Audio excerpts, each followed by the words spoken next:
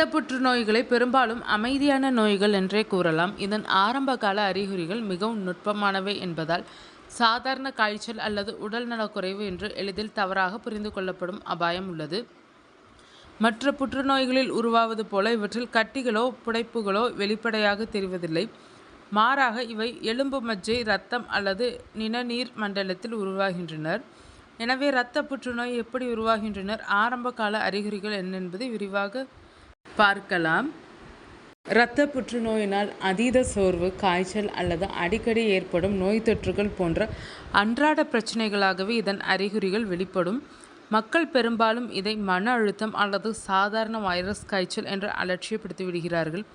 இருப்பினும் இந்த ஆரம்ப கால எச்சரிக்கைகளை சரியாக அடையாளம் காண்பது நோயை ஆரம்ப நிலையிலேயே கண்டறிந்து முழுமையாக குணப்படுத்த பெரிதும் உதவும். இரத்த புற்றுநோய்களில் முக்கியமாக லுகேமியா, லிம்போமா மற்றும் மல்டிபிள் மைலோமா ஆகிய 3 வகைகள் உள்ளனர்.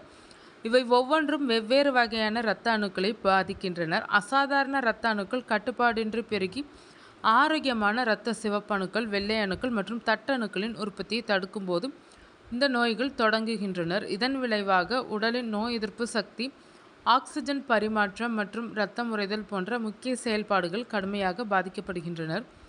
தொடர்ச்சியான உடல் சோர்வு இது நாம் வழக்கமாக வேலை செய்து விட்டு உணரும் சாதாரண உடல் அசதி அல்ல.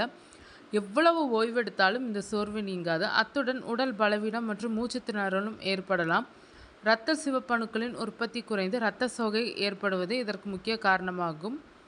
நோய் தொற்றுகளுக்கு எதிராக போராடும் வெள்ளை அணுக்களை இந்த நோய் பாதிப்பால் நோயாளிகள் அடிக்கடி நோய்வாய்ப்படுவார்கள். சாதாரண சளி காய்ச்சலிலிருந்து குணமடைய கூட அதிக நாட்கள் ஆகும். இரத்தம் உறைவதற்கு தேவையான தட்டணுக்களின் எண்ணிக்கை குறைவதால் தோலில் எளிதில் காயங்கள் அல்லது சிராய்ப்புகள் ஏற்படும். அடிக்கடி மூக்கில் இரத்தம் வடிவது, ஈறுகளில் இரத்த கசிவு அல்லது தோலில் சிறிய சிவப்பு புள்ளிகள் தோன்றுவது இதன் முக்கிய அறிகுறிகளாகும். கழுத்து, அக்குள் அல்லது இடுப்பு பகுதியில் தோன்றும் வலி இல்லாத வீக்கங்கள் லிம்போமா புற்றுநோயின் ஆரம்ப அறிகுறியாக இருக்கலாம். அதேபோல முதுகு அல்லது விலா எலும்புகளில் தொடர்ந்து நீடிக்கும் வலி எலும்பு மஜ்ஜையை தாக்கும் மல்டிபிள் மைலோமா பாதிப்பாக இருக்கக்கூடும். காரணமே இல்லாமல் உடல் எடை கணிசமாக குறைவது, இரவில் அதிகமாக வியர்ப்பது, நீண்ட நாட்களாக நீடிக்கும் காய்ச்சல் அல்லது மண்ணீரல் வீக்கத்தால் வயிறு நிரம்பியது போன்ற உணர்வு ஆகியவையும் கவனிக்க வேண்டிய முக்கிய அறிகுறிகளாகும். கண்டறிவதில் உள்ள சவால்கள் இரத்த புற்றுநோயை ஆரம்பத்திலே கண்டறிவதில் உள்ள மிகப்பெரிய சவாலே இந்த அறிகுறிகள் புற்றுநோய்க்கு மட்டுமே உரிய தனித்துவமானவை அல்ல என்பதுதான். இவை சாதாரண வைரஸ் காய்ச்சலையோ அல்லது அன்றாட உடல்நல பிரச்சனையோ ஒத்திருக்கும்.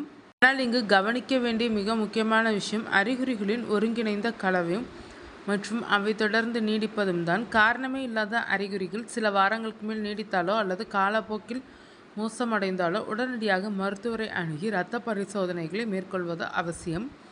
மருத்துவ அறிவியலின் அபார வளர்ச்சியால் இரத்த புற்றுநோயால் பாதிக்கப்பட்டவர்களுக்கு சிறந்த சிகிச்சை அளித்து இப்போது முழுமையாக காப்பாற்ற முடிகிறது. நோயை ஆரம்பத்திலேயே கண்டறிந்தால் விரைவாக குணமடைவதும் மேம்பட்ட வாழ்க்கை தரத்தை பெறுவதும் சாத்தியமே. இன்று இலக்கு சிகிச்சை, இம்யூனோதெரப்பி மற்றும் எலும்பு மஜ்ஜை மாற்று அறுவை சிகிச்சை போன்ற நவீன முறைகள் இரத்த புற்றுநோயை கையாளும் விதத்தையே மாற்றிவிட்டனர். சமீபத்திய ஆண்டுகளில் நோயாளியின் சொந்த நோய் எதிர்ப்பு செல்களை பயிற்றுவித்து புற்றுநோயை எதிர்த்து போராட வைக்கும் கார் டி செல் தெரப்பி போன்ற புதிய அணுகுமுறைகள் மிகுந்த நம்பிக்கையளிக்கும் முடிவுகளை தந்துள்ளனர்.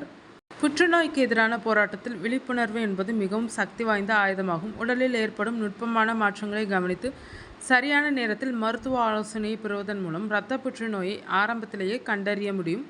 இந்த நோய்கள் சத்தமின்றி தொடங்கலாம், ஆனால் அவற்றின் எச்சரிக்கை அறிகுறிகளை சரியாக அடையாளம் கண்டால் நிச்சயம் அவை நம் கவனத்திலிருந்து தப்ப முடியாது.